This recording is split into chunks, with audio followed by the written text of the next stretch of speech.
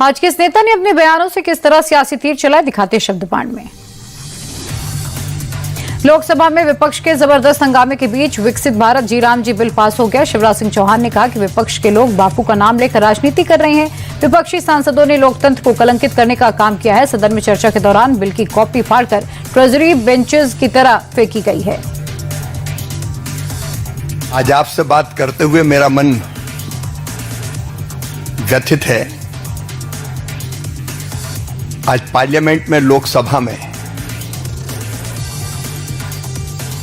विपक्षी मित्रों ने, कांग्रेस और इंडी ब्लॉक के सांसदों ने जो आचरण किया, उसने लोकतंत्र को कलंकित किया है। संसदीय मर्यादाएं तार तार हुई हैं। लोकतंत्र को भीड़ तंत्र में बदला है, गुंडा तंत्र में बदला है। शिवराज सिंह चौहान यही नहीं रुके। उन्होंने कहा कि महात्मा गांधी तो आजादी के बाद कांग्रेस को खत्म करना चाहते थे, लेकिन उनकी बात नहीं सुनी गई। 2009 में चुनाव के समय बापू की याद आई तो नरेगा को मनरेगा कर दिया, लेकिन बीजेपी बापू के आदर्शों का पालन कर रही है। नरेगा का नाम पहले महात्मा गांधी जी के नाम पर नहीं रखा गया, वो तो नरेगा थी। बाद में जब 2009 के चुनाव आए तो चुनाव और वोट के कारण बापू याद आए, महात्मा गांधी याद आए और तब उसमें जोड़ा गया महात्मा गांधी जी का नाम। लेकिन माननीय अध्यक्ष महोदय, मैं निवेदन करना चाहता हूं, इस मनरेगा को भी अगर ताकत के साथ किसी ने ठीक ढंग से लागू किया, वो हमारे प्रधानमंत्री श्रीमान नरेंद्र मोदी जी ने लागू किया। माननीय अध्यक्ष महोदय, आपके माध्यम से मैं देश को बताना चाहता हूं, 2006 से लेके ये ढोंग करते हैं, ये कांग्रेस के लोग ढोंग करते हैं। इस मुद्दे पर प्रियंका गांधी ने पलटवार किया और कहा कि सरकार ने बहुमत के दम पर भले विधेयक पास करा दिया हो, लेकिन हकीकत यही है, अब इस योजना को बंद होने से कोई नहीं रोक सकता, क्योंकि राज्य सरकारों के पास पैसा ही नहीं है।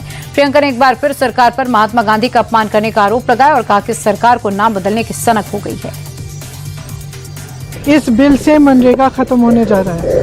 आप किसी भी तरह से इसको देखें, और जो समझदार आदमी है, जो ये 100 दिन से 125 दिन वाला जो है, ये चालाकी है। अगर इस बिल को कोई भी पढ़ेगा, ये साफ साफ स्पष्ट समझ आएगा कि इस बिल से आने वाले महीनों में ये पूरी स्कीम खत्म हो जाएगी, क्योंकि जैसे ही ये बोझ प्रदेश की सरकारों पर पड़ेगा कि इतना पैसा प्रदेश की सरकारों को देना है, वैसे ही आस्ते आस्ते ये स्कीम खत्म हो जाएगी, क्योंकि प्रदेश की सरकारों के पास इतना पैसा है नहीं।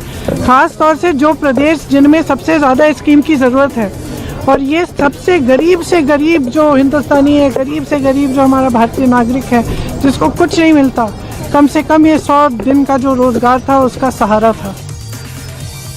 टीएमसी सांसद कल्याण बनर्जी ने कहा कि वोटर लिस्ट में लाखों लोगों को डेड डिक्लेयर कर दिया गया है, ये सरासर गलत है। एसआईआर का प्रोसेस घुसपैठियों को निकालने के लिए शुरू किया गया था, लेकिन चुनाव आयोग को कोई घुसपैठिया नहीं मिला। डानकुनी में काउंसिलर है, उनको डेट बोल दिया। सब फालतू कुछ बनाया है वो हम देखेंगे। ऐसा बहुत है, कुछ तो डेथ होगा ही, वो तो ठीक है, वो उसमें कोई असुविधा नहीं है, लेकिन जेन्युइन आदमी को जब डेथ डिक्लेयर कर देगा, वो तो गलत बात है ना। काउंसिलर है, उसको डेथ। यही तो है हमारा, हम लोग का इलेक्शन कमीशन। एक घुसपैठिया मिला। ये लोग जो बोल रहे थे 1 कोटी रोहिंग्या है, तो एक आदमी मिला घुसपैठिया बंगाल में। ये बीजेपी लोग सब फालतू आदमी है, बकवास करते हैं, हवा गर्म करता है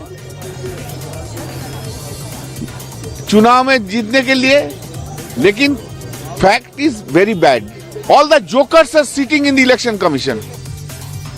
कल्याण बनर्जी के बयान पर केंद्रीय मंत्री सुकांता मजूमदार ने पलटवार किया और कहा कि बंगाल में फेक वोटर्स के सहारे टीएमसी चुनाव जीत रही थी, लेकिन इस बार ऐसा नहीं हो पाएगा, इसलिए लोग बौखलाए हैं।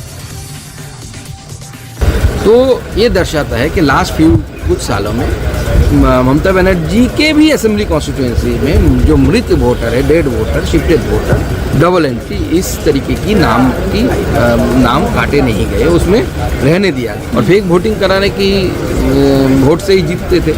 अब डर रही है कि अगर इतने सारे नाम कट जाएंगे, ये जो है नहीं एक्चुअल में, वास्तव में वो नाम ही नहीं है, ही नहीं, मृत है या डेड है, तो उनके नाम से तो फेक वोटिंग नहीं कर पाएंगे ममता बनर्जी और उनके जो चेले चपेटे। चिंता की विषय मुझे लगता है आपके लगभग 1 करोड़ से भी ज़्यादा लोग संदिग्ध तालिका में हैं इलेक्शन कमीशन से, ऐसा इंफॉर्मेशन प्राप्त हुआ। ओपन में ममता बनर्जी ने बोला कि आप फॉर्म फिलअप मत करो। सही समय में सीए में फॉर्म फिलअप नहीं करने के कारण बहुत सारे लोगों को नागरिकता नहीं मिली अभी तक। अगर उनका नाम एसआईआर के दौरान कट जाता है इलेक्शन वोटर रोल से, इलेक्टोरल रोल से, तो इसके लिए ममता बनर्जी को रिस्पॉन्सिबिलिटी लेना पड़ेगा, क्योंकि ममता बनर्जी ने उनको एडवाइस दिया था कि आप सीए का फॉर्म फिलअप मत करिए।